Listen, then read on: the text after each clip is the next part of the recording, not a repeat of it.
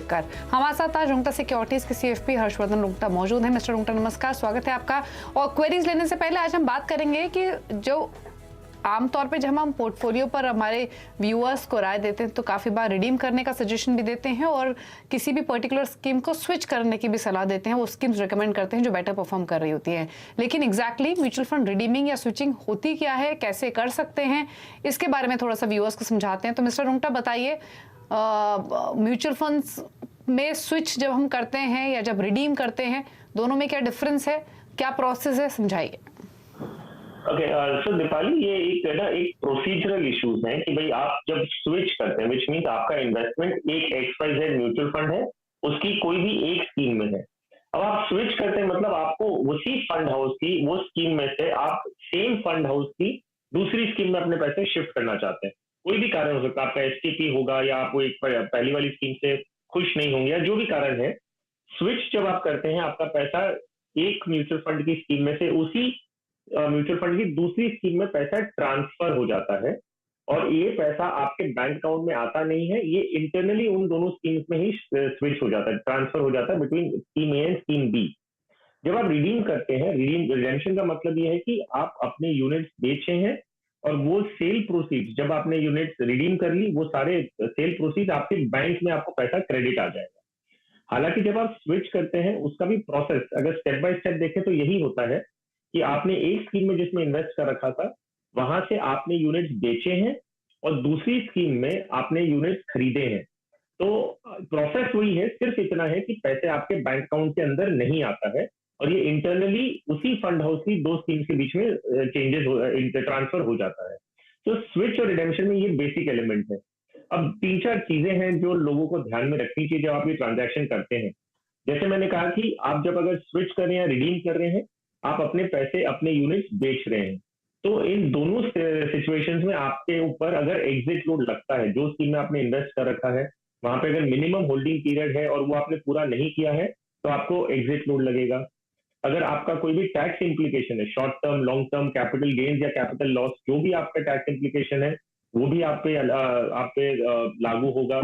आप अगर रिडेम्पशन कर रहे हैं सिर्फ फास्ट परफॉर्मेंस को देखते हुए या कोई ऐसा देखते हुए कि मुझे रिटर्न अच्छा नहीं मिल रहा है, उसके लिए मैं स्विच कर रहा हूँ, तो ये टाइम पे आपको थोड़ा सा अपने गोल पे फोकस करना होगा, टाइम होराइजन ध्यान में रखना होगा और सिर्फ परफॉर्मेंस देखते हुए आपको स्विच नहीं करना है, क्योंकि फंड के साइकिल अलग अलग होते हैं। तो ये चीज आपको ध्यान रखनी होगी। एक पॉइंट और आपको जो ध्यान में रखना है वो ये है कि जब आप जब स्विच करते हैं तो आपको जो NAV मिलेगी वो आपको NAV मिलेगी उस दिन की, जैसे तो पहले आपकी जो सेल की NAV है वो है आज की। मान लीजिए आपने 3 बजे से पहले आपने स्विच का रिक्वेस्ट दे दिया, तो जो यूनिट रिडीम होगी वो आज की NAV पे होगी। और मान लीजिए T+1 का साइकिल है, जो रिडेम्पशन, अब मान लीजिए इसका पैसा आपको T+1 में आना था, तो जो अगली स्कीम में जिसमें आपका पैसा ट्रांसफर होगा वो अगले दिन की NAV आपको मिलेगी। तो ये तीन चार चीजों का अगर आप ध्यान रखें तो आपको स्विच और रिडेम्पशन का जो टैक्स इंप्लीकेशन, एग्जिट लोड, कौन सी NAV मिलेगी, इस पे आपको पूरी तरह से आपको जानकारी प्राप्त करके ही फिर आप एग्जीक्यूशन करेंगे, नहीं तो इसका इम्पैक्ट आप पे बाद में आ सकता है। अच्छा, एक चीज और मिस्टर रुंगटा, आपने हालांकि बताया डेट, इक्विटी और तमाम बातें। ELSS स्कीम्स में भी क्योंकि 3 साल का लॉक इन पीरियड होता है, तो वहां पर क्या नॉर्म्स हैं जब स्विचिंग की बात की जाती है या रिडेम्पशन की बात की जाती है? दूसरा, टैक्स इम्प्लीकेशंस, इक्विटी, डेट या ELSS तीनों कैटेगरीज में क्या अलग अलग है?